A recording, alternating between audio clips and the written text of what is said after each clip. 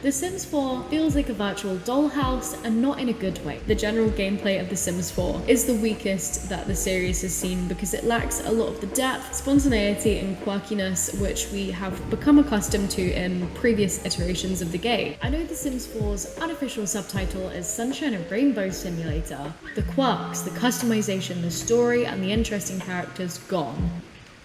If I truly believe all of these things that I have said about The Sims 4, how come I play so much of it?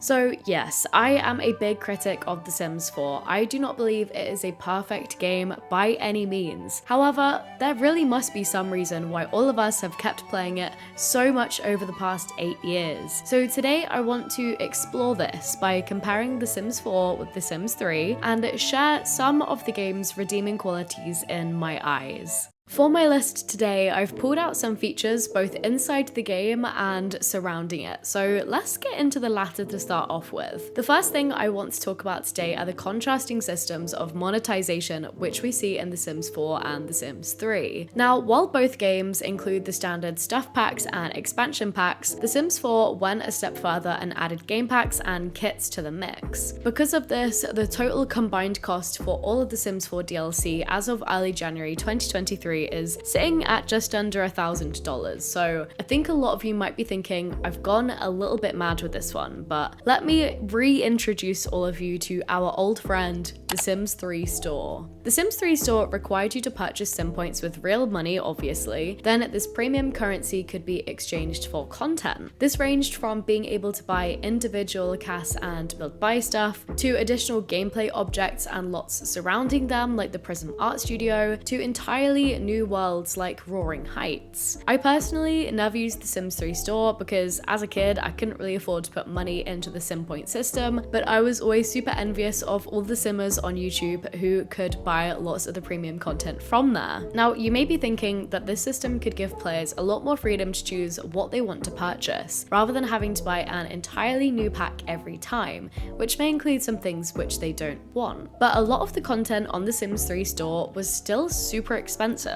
Let's take a look at the aforementioned Prism Art Studio venue set, which came with the building itself, the artisan skill which was attached to the glass blowing station item, and get this, just 2 CAS assets and 6 build buy objects. All of this cost 1900 sim points, but what's this? You can't buy the exact number of points you need to buy the pack. You can only buy 2040, which leaves you with extra which you obviously don't just want to waste. So you buy more points so you can get the next set that you want, and the cycle continues. What's more, all of the content on the Sims 3 store is actually a lot more expensive than the complete offering of The Sims 4 so far. Emphasis on the so far. At one point, there was a rumor floating around that the total cost of all the items on the Sims 3 store cost over $73,000, but this came about through some really dodgy maths. But thanks to the simmer Bagel the Dog on the Mod The Sims blogs, the true cost apparently comes to just $1,925, which, you know, is still a lot, but it's not $73,000 big. So combining the costs of the Sims 3 store content and the costs of all the stuff packs and expansion packs, this brought the total cost of The Sims 3 to just under $2,600. Overall, I'm just really happy that this system of an online store and premium currency is something which The Sims 4 did away with.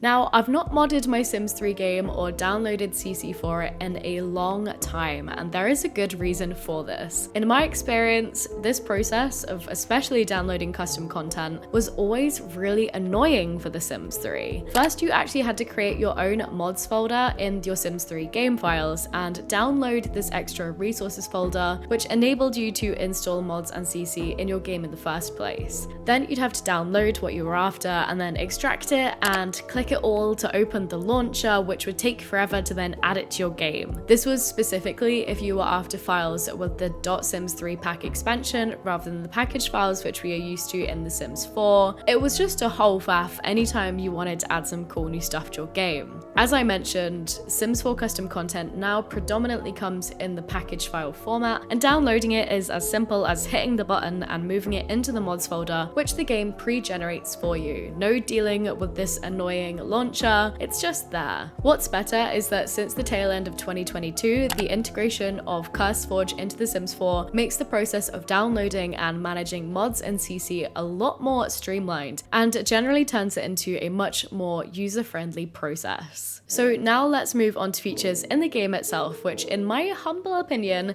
are better than some of those that we can find in The Sims 3. Now, I hate the whole closed world situation as much as the next simmer, but I've come to appreciate the fact that we can access every household in every world in just one save file very easily. Yes, it does mean that we have the displeasure of watching Judith Ward and Elphaba sauntering around in completely inappropriate places, but I can't really explain it. For some reason, it feels much less consequential to switch between households in the same save file in The Sims 4. Well, I never really felt completely safe doing this in The Sims 3. I don't know, in my mind it felt like I was giving up a little bit too much control over the other family while I'd be playing with another one, if that makes sense. Because of this way that the world is built, my preferred way to play The Sims 4 is to play all households in one main save file, so I see my other Sims wandering around as I play with new ones. I don't know, it pleases my little monkey brain to see all of my Sims interacting with each other. I think I probably picked up this way of playing from watching Andrew Arcade's early Sims 4 Let's Plays, because he would always have his worlds set up in this style. I'd be really interested to hear whether you guys also play in the same way. For me at least, every time I have played in this style for a prolonged amount of time, I always seem to remember each household and their stories a little bit better.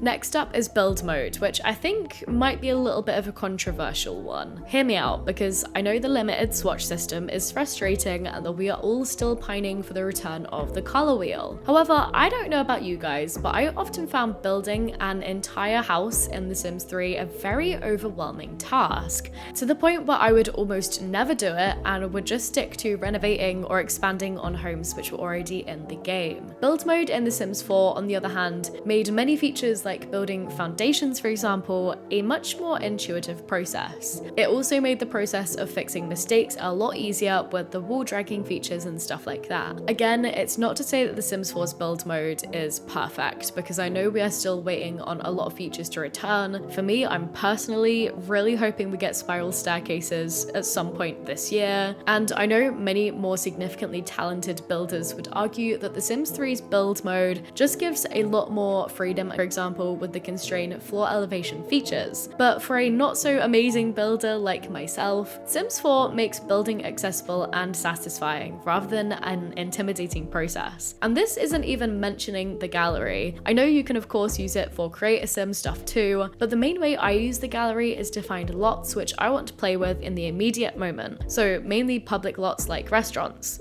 While there were systems in place to download other Simmers builds into your game in The Sims 3, it essentially worked the same way as downloading any kind of custom content. As you can imagine, following my previous point, this process was kind of a pain, and I think I only did it once. So as outdated as some aspects on The Sims 4 gallery can be, it is a massive benefit to the game. Now on to gameplay features, and the biggest thing I want to focus on today in particular is skills. In comparing just the base games, The Sims 3 included 10 skills, while The Sims 4 doubled this to 20. Across all DLC packs, The Sims 3 had a total of 28 skills, and not including children and toddler skills, The Sims 4 so far has just under 50. I bring this up because I think skills can sometimes be overlooked as a part of a Sim's identity. You know, we mainly focus on traits and the aspirations aspect, which I know in The Sims 4 is severely lacking. But in real life, I think what we do on a day-to-day basis plays a massive role in defining who we are as people. In addition to this, I love having different ways to make money in The Sims outside of the traditional getting a job options. So more skills generally expand what can be done on that front. There's one skill in particular though, which I think The Sims 4 just really knocks out of the park, and that is gardening. I wish all Sims 4 skills had this much depth to them, and that really is the reason why I always return to it in almost every household I play. On the surface, the gardening skill in The Sims 3 and 4 are fairly similar. You plant the produce, you water them, weed them,